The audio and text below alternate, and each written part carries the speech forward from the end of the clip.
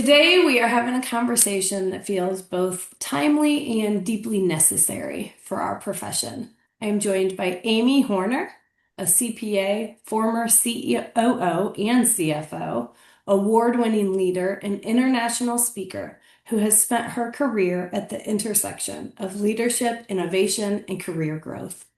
Amy currently serves as the academic director of the Executive DBA program at the University of Houston's Bauer College of Business. That is a mouthful, where she helps experienced professionals expand what's possible in their careers through education and intentional leadership.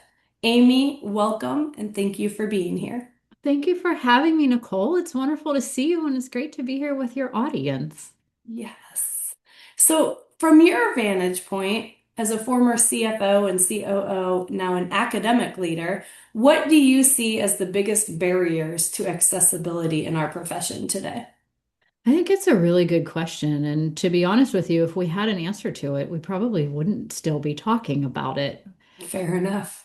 When I go out on the speaking trail, and when I stand on stages in front of CPA audiences, I think the most obvious thing to me is they're all my age or older. Mm. And so it's very visible from the podium that our audience is aging. We all know that. And so the accessibility becomes, I guess, a big target for us to try to hit in response to our aging population. I've also spent some time in an undergraduate classroom, although I do not do that now. And I will say that accounting still has the bad rap that it had almost 30 years ago when I was in college. We're just not seen as a profession where your personality can really shine through, or said differently, where people with big personalities are typically found. We still have that stigma. And where I think we could spend some time is changing that stigma by showing a little bit more of our personality. Now, of course, when we talk about accessibility, I am a big fan of alternate pathways. I know that you are as well.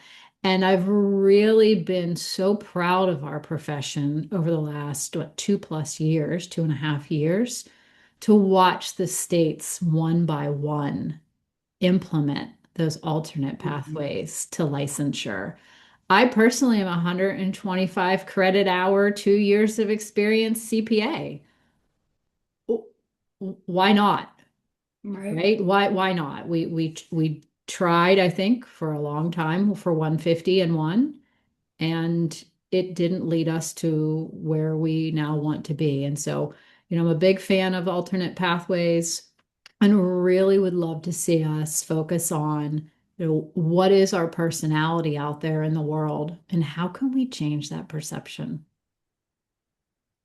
That's interesting too, because I think that we are in a unique period right now. And to bring AI into the conversation very early, I feel like it comes into every conversation anymore. But I feel like we are in this point where, you know, accountants are not just mindless calculators behind a desk anymore. And we can't be like AI is coming in and taking that portion of our job. So I would think that we would be in a trajectory where your personality is more important. Connecting with people is more important because we Mhm. don't need just data entry anymore. I agree. And we have that roadmap, right? We have that blueprint because 20, 25 years ago, automated AP came into our lives. Single sign-on came into our lives. Import of financial data from other systems into the general ledger, like customer and vendor management, came into our lives. So we have, as a profession and as individuals in that profession, figured out how to survive and flourish as automation of those. Should we call them routine tasks? Is routine tasks a good way to describe those? Where automation of routine tasks has already been something we've adapted to, and that has become part of our day to day. I having knowledge into what you do on a daily basis, You would not be able to do it at the level you're able to do it without the influx of the technology that our profession has enjoyed in the last, let's just say this current century, For right? Let's just sure. start with 2000. And so we have the blueprint. We don't know with certainty that it's going to be the exact same. We never do. But we have a really good idea of the changes that could take shape when AI comes in to replace or overhaul some of those routine tasks. And you're right. What it forced us to do, or maybe said differently, what it gave us the opportunity to do 20 years ago was to become a little bit more of the business partner. And I think for so long, the CFO had the reputation of maybe being the CF no, where we were uber focused on the budget and uber Mhm. focused on cash flow. And those things are incredibly important, as is in audited organizations having a clean audit. But because that was so task heavy 20, 25 plus years ago, we didn't have the opportunity to be the business partner. And now we get to, right? And even for those of us who have been around for a while, not just the newer people coming in, but we get to show that personality, right? And so maybe AI is one of those things that helps us address your first question, which is how do we increase accessibility, right? How do we change our personality and perception as a profession? I think the AI has the opportunity to help us. Yeah, for sure. Yeah. Do you have any other insights into how we can take steps as a profession? Like just as you were talking, side note, is I guess, is it just that we have this idea that we can't show our personalities? So not necessarily that we don't have personalities, but that we Mhm. can't show them. Because I know like through my career, if I meet someone and get to know them on the personal side and then they find out I'm a CPA, they're like, "Really?" Because I have a big personality. I'm loud and Right, like to have fun right. and all of that. So is it just perception and like we hold or some accountants hold themselves back? Or are there other steps to take? I think it's a really interesting framing of that because you are out there unknowingly kind of recalibrating the perception of the industry, but one person at a time. And I think it was interesting you said that they get to know you first and then they learn you're an accountant. And so maybe that hurdle, right, that stigma hurdle wasn't there and people were able to really see you for you. Maybe we just stop introducing ourselves as accountants. I'm not sure if that's part There of you the go. answer. But I do think, the public perception is so tough, right? We have a public perception of attorneys, of dentists, of construction workers, of nurses. I listed those, and you and I both have an image in our head. Yep. Everyone listening has an image in their head. And so accountants are no different, right? We fall into that perception of others.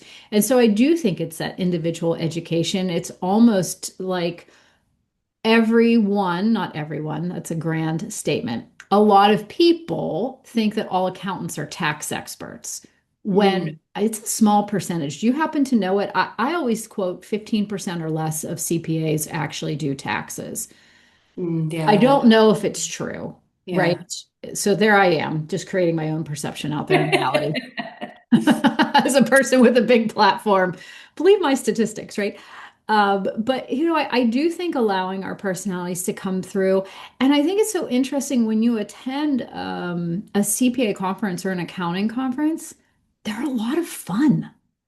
Mm, People have such interesting stories, and they have habits and hobbies and lives outside mhm. of work. Maybe we should just invite more people to accounting conferences. There we go. That's our answer right there. Just invite the general public because they would love to sit through an accounting conference and I I listen I to am them. I am sarcastically assured that if we posted that for public knowledge or for public attendance, numbers would go through the roof, right? So I I think think that one other possible reason that the accounting industry is struggling to attract new talent is also around not just the perception of the accountant itself, but the perception of the lifestyle Hours, yeah. of an accountant. And I mean, I know that was one of the things pretty quickly in college. It was, if you're going down this road, just know it's going to be 60-hour work weeks during the regular season, and then a busy season goes up from there. So Hmm. I think that that is also a hurdle that is happening with our new generation because that's not necessarily what they want anymore. And that's an interesting generational shift. And I can say that, when I think about me today and I think about hopefully 25 years ago me, if you had offered me a salary for a 40-hour a week job and offered me the same salary for a 60-hour a week job, chances are I probably would have taken that salary for the lower percentage of hours. I don't know that it was ever anything we were looking for. It just seems that once we got in, that was not only the expectation, but that's what we saw everyone around us doing. And Yes. and so for so long that was the measure of success. And these younger generations have come in and said, we're not interested in that. Yeah. I would put the question to you, and you might not have an answer, but how many older accountants do you know who are still working those kinds of hours? And the reason they are is because the people now reporting to them aren't willing to do so. Oh, yes. So at some point in the evolution of time, we're going to have an entire workforce who's no longer willing to do so. They are entrepreneurial and tech enabled. They don't have that 60-hour a week desire, orientation, or acceptance. And so, like earlier, you asked, how does AI come into this conversation? I could anticipate for organizations who maybe aren't using as much tech integration, who aren't using the automated features and the single sign on and the connected apps, that the IT perspective of our profession has the opportunity to really take off. And I was on, I know this is where we met, but no one else knows where we met. So I'm just going to say I was on a virtual accountants meetup several weeks ago where you and I connected.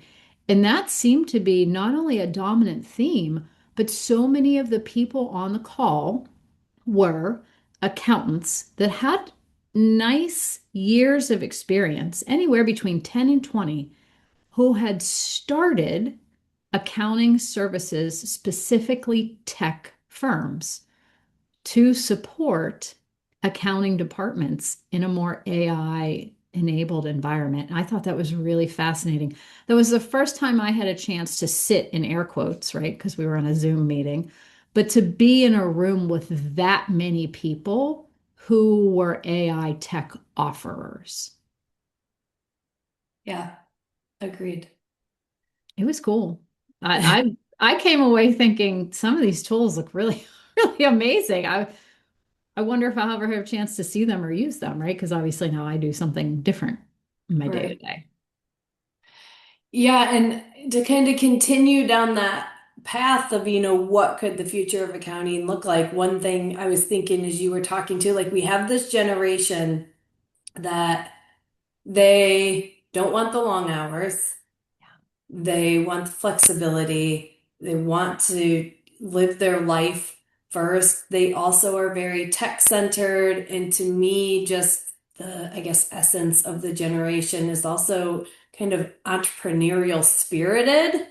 Yes. So I just like, I still think we got to attract them over to accounting, but I could see that the industry is moving more towards like rather than large corporate entities, structures, or large CPA firms. It's more entrepreneurial hubs, people starting their own thing and Yeah. having And that I like, think it's an interesting observation. And when you think about this younger generation, I tell them often when I talk to them, they come to me for my thoughts. Not 100% of you can be an entrepreneur. We can't all be solopreneurs and have our own businesses. What are we going to sell to other people? yeah. There still will be large organizations, but I really do love that mindset. When I think about the influx of innovation, AI, tech, all the modernization, a observation that has come to mind to me so much, really in the last 12 months, is international travel. particularly clearing customs. Mm-hmm. So 20 years ago, even 5, 10 years ago, you have your passport, you go to a desk, maybe several desks in the process, you fill out a form with your pencil on the plane or in the horrible line in the waiting room. You talk to someone, they ask you questions, they key some things into their computer, they get the stamp, they stamp the ink, and they stamp your passport and they send you on your way. International travel today, particularly in the large markets, heavily international or intercontinentally traveled airports, is nothing like that. They Right. have facial recognition. They scan you when you leave the country. They scan you when you land at your arrival. They scan you when you're coming back. And if you have global entry, they already know you're coming. You're in an algorithm, you're in a list. And as soon as your plane lands, that was a good one. It is the end of the day. Some computer somewhere in the airport knows that you're coming. And when Right. you walk through global entry, something scans you and says, yeah, that's Amy. She's here. She came in on this flight. It just landed 10 minutes ago. We know she's in this gate because she had to walk through this part of the airport. And you just get waved through. There's no human being interacting with you unless you're a problem. It is completely automated, and there's now no paper record. There are digital records, which make the auditing process faster, which makes the record keeping less data intensive, doesn't take up as much space.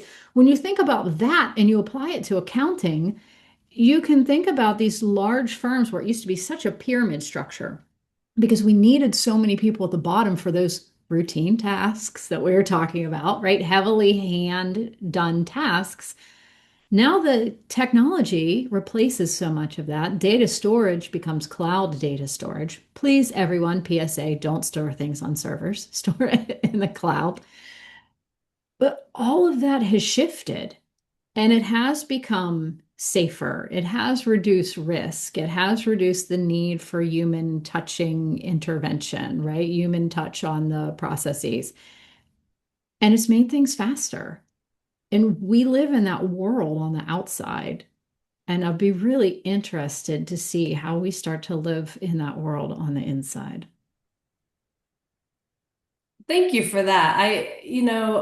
That was just like an interesting analogy and just the walkthrough of it all because I've seen the shifts, I've seen the changes when you go to the airport, but I've never really thought through what is happening in the background. But my takeaway from that was they're always watching. They always know where you are. They always know what you're doing. It doesn't matter if you have social media or not. Someone Yeah. knows what you're up to. Right. So, as a firm owner, Mhm. and as many in our audience are, what responsibility do we have and what can we do to Mhm. create more accessible career paths to attract this generation to our industry that maybe aren't wanting it right now, aren't seeing it, but what can we do in our firms to make it more attractive? I think it's such a personal question, and it has to do with what are your service offerings? What is your seasonal cycle, right? We don't say those evil busy season words anymore, but what is your seasonal cycle? Where are you located? What is your climate like? All of these things have an impact on the people that you want to hire. And you, I think, as a business owner as well, it certainly has an impact on your clients, your vendors, your Mm. local market, your economy. You started the question and said, what is our responsibility? I think that's a personal answer. Some people feel their responsibilities to their firm, some to their community, some to their family. Some feel a broader responsibility to the industry. So I think you first need to decide that, right? What do you want your responsibility to be? And start there. Change is the accumulation of tiny steps, right? Change isn't taking a big meat cleaver to whatever you have going on and cutting it off at the source, right? Change is the accumulation of tiny things, but we have to know which direction we're going in. So I think finding the level of responsibility and motivation for firm owners is the place to start. And then from there, you can develop a series of questions. Start with your employees. If you want to increase accessibility or if you want to increase the reach of the people you're hiring, find out what's important to the ones whom are already there, right? Because they're the people who are doing your work for you. And if you find that people don't want to work 60 hours a week, and that's why they're leaving, and you have a bench of four, perhaps a bench of six is where you need to go, right? So I think that mathematical equation is interesting. I was thinking back on some stops in my career because I knew I was talking to you today. And what we were specifically talking about when you and I had a call a few weeks ago was the hours requirement and was, specifically moms of young children and how that changes for many women, Yes. their schedule, their lives, their time, their everything. As someone who hasn't had children, I'm sure I'm leaving out something critically important. So moms listening, please don't hang me for it. No judgment, no judgment. But I've observed that it's changed things for other people. And I would say, when I think back on some of the organizations I worked for, while I might have been able to make a lot of decisions as a COO and CFO, some of the decisions I couldn't make are what kind of roles do we have? Every place I worked had only full-time positions. They only offered full-time employment. And I worked for public companies, private companies, nonprofit. And so, with your question, how do we make this more accessible? If there's a whole workforce out there that says, listen, I can give you my all 30 hours a week, then you might be well advised to say, can I create a 30-hour a week role or Right. position? Yeah, and I think, you know, again, as a firm owner, like the thing that pops up for me there is because as you're talking, I'm thinking through, well, yeah, I mean, that seems like a very obvious answer. I have those roles, all my roles are part-time, but thinking about it from the business perspective, one thing, the cost of hiring and onboarding one person, and then you're doing it multiple times to fill what could be run one role by two or three people, I think is probably one barrier to that. Sure. And I don't know that I have an answer for that.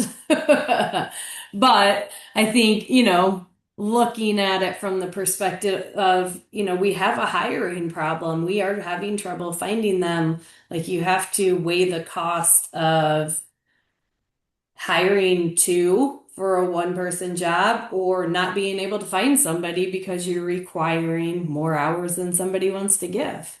Or having someone accept it because they need or want the job, and 6 months later, you're right back to square one. And I think that continuous churn, Yeah, right, that less than 2 years in position up until what, manager or director, that's a very strong trend in our industry, right? That fits and starts type of ebb and flow that we're used to. I do think there are a lot of hidden costs in hiring and onboarding and ramp up and just paperwork, which I suppose now we can have AI do.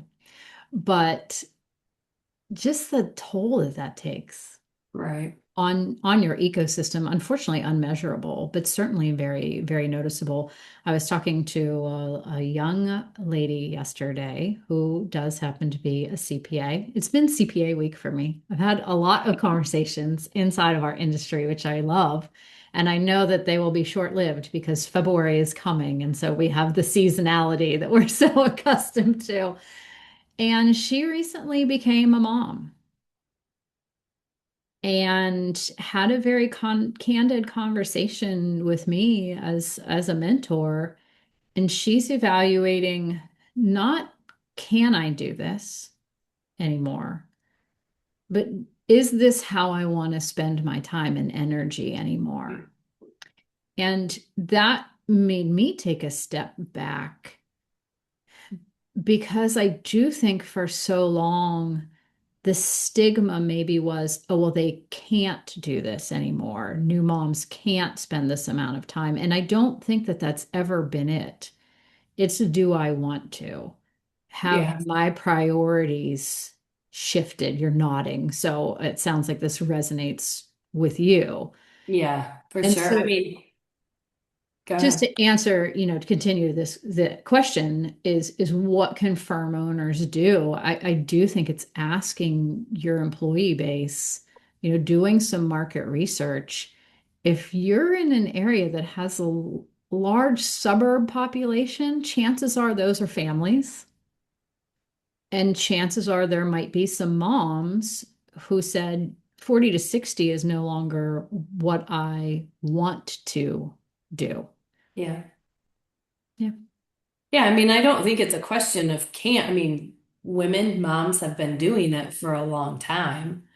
Um, with consequences, of course, and burnout, anxiety, all the things that pop Yeah. up when you aren't taking care of yourself. But yes, I think that we are just at that turning point where they don't want to anymore. Hmm. They're real, and like we're focused on moms, we are talking about women, but I think that that is also true for men. I Yeah. think that we have reached a point with them where the old white men image and just whole personality, way of life is gone. Like people Yeah. don't want that anymore. They want their life, they want to be with their families, they want to enjoy life and not just be stuck behind a desk or in an office all of the time. I think it's very true. And we've seen that so much in the last few years with the stronger remote work, work from home, not be in the office 5 days a week movement. It has been equally both women and men. And I do think maybe it's just a wake up call for all of us, regardless, that it was a nice opportunity to take a step back and think about how much time we spent in the office and how much we missed devoting our energy to things that we enjoyed equally as much, if not more. Yeah. So I do think the face of work has changed quite a bit. Yeah. Yeah, there's one other thing I'd like to jump back to Sure. when you brought up the churn.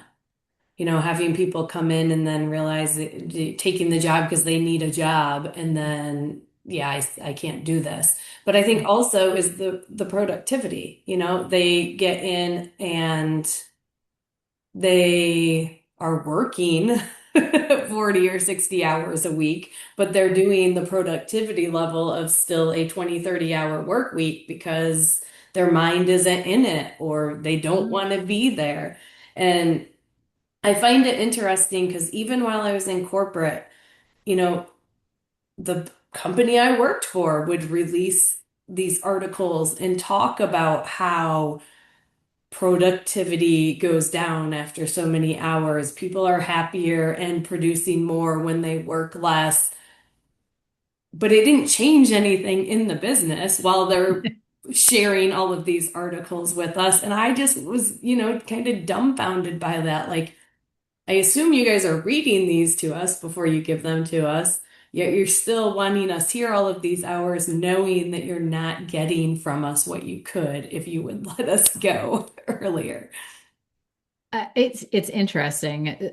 During one of the stops in my career, there was a young man that worked for our organization, and he was in a peer group. There were probably about five of them that were at the same level.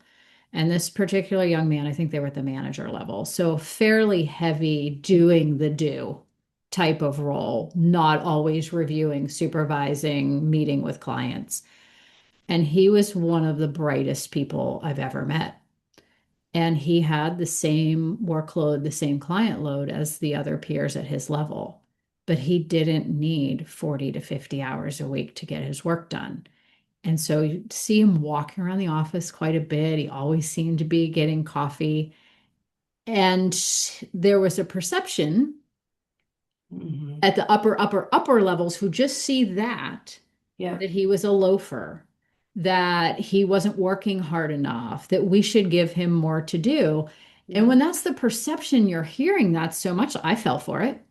I was like, Right. yeah, clearly slacker, not as good as his peers. But he could do things faster. And do we want to take a guess that he was maybe happier? Right. Right. And so, that's a little bit different than your question, but, it's still the same idea that we have this perception that work has to be 40 to 50 hours a week. And yet we have all these tools and this research that are telling us it can and should be different.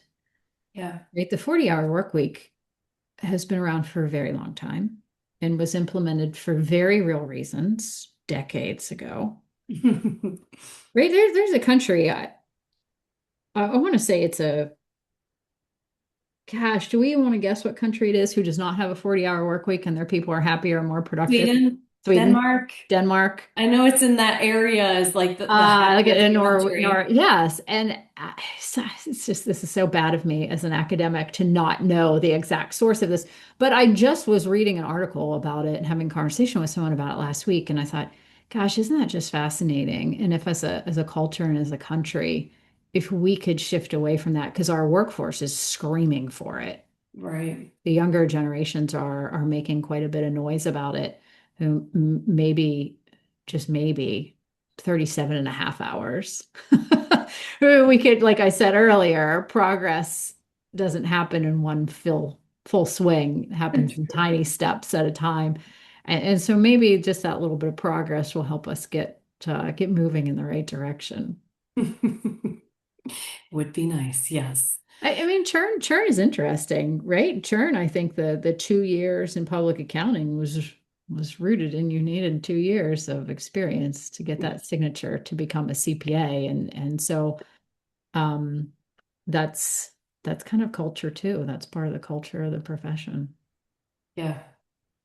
Yeah, it's interesting that we have this mindset, but I think one of the other, mindsets is I can't work less and make the same amount of money. Mhm.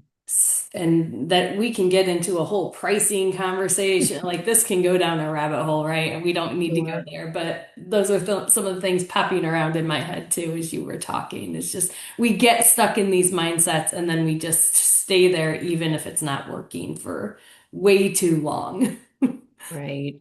And I think to that point, just kind of it's easier said than done, but taking a step back and looking at some of those things that we've been doing for such a long time, Mhm. and maybe some of those need change just for change, Right. right? Yeah.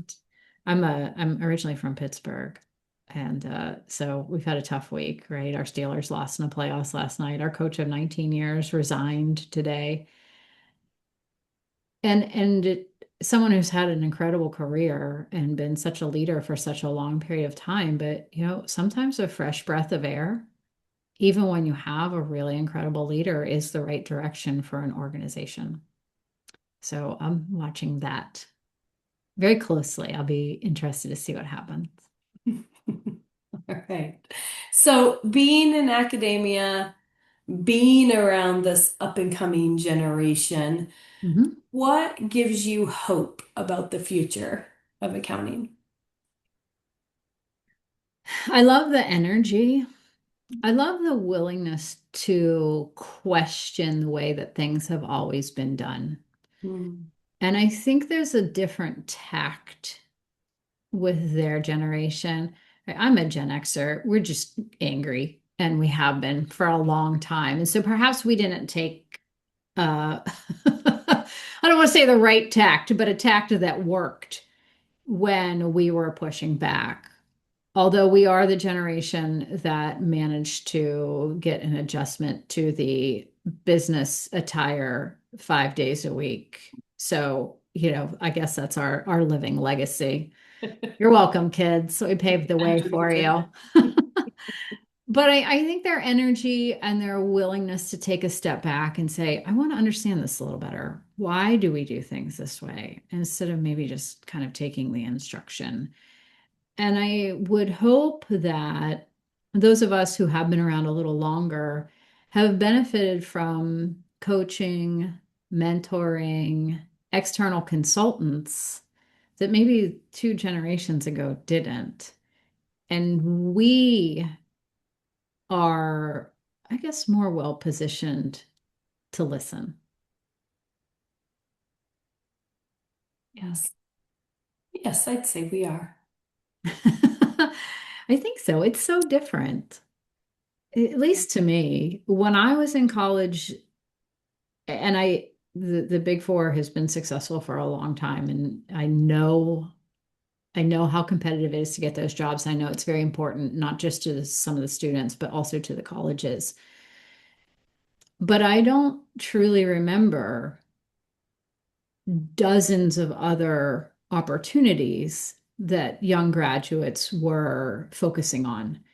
And now, when I see these younger, both accounting and finance majors, they know 20 places that they would be interested in working.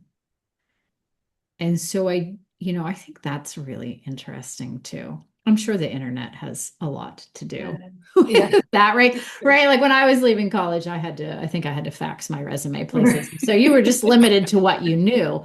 But now they do their research and they have a larger list of what they're interested in, who they're interested in working for, which maybe as employers, we have to be a little more competitive too. Yeah. Oh, yeah, for sure. Yeah.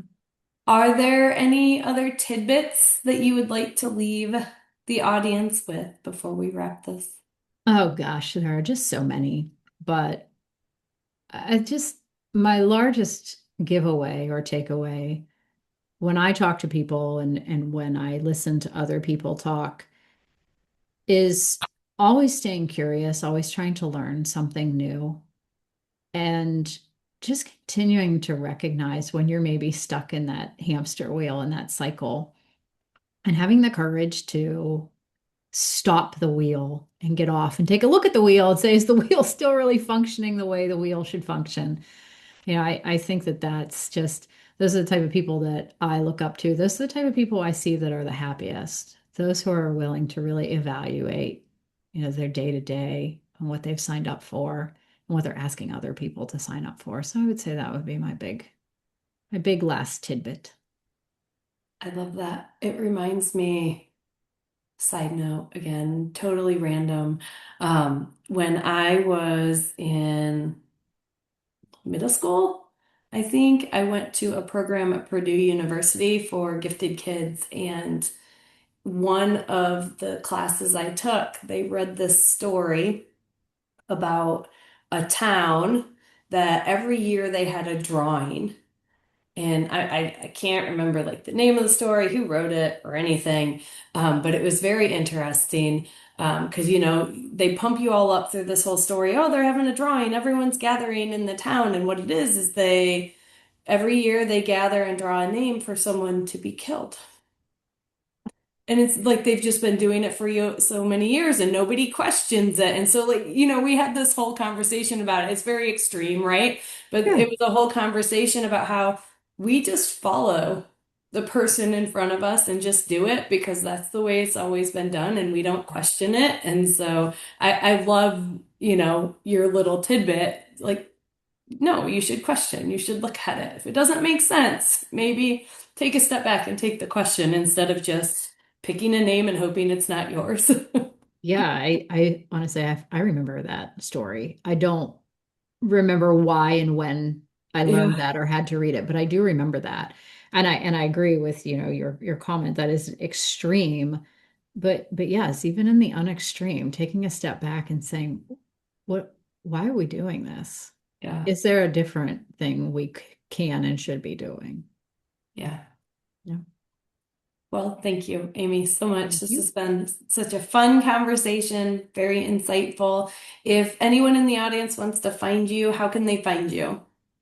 You can certainly find me on LinkedIn at the intersection of strategic change and academic rigor. I am the original Amy Horner on LinkedIn. So if you go to LinkedIn and type in that slash and Amy Horner, you'll get right to me.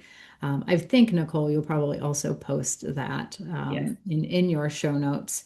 But I am very active on LinkedIn. I post at least 5 days a week. And so that means if you send me a DM or if you comment on my posts, you will be able to get directly in touch with me and would love to have you all as part of my network. I do enjoy engaging with people out there on our socials. And I will throw in for you if you're looking for a speaker, Amy would be a great speaker. I appreciate that. I'm starting to build out my calendar for this year, and the dominant area of my expertise that I speak on is strategic planning, strategic change, and goal setting. And I promise it doesn't hurt as much as you think it's going to.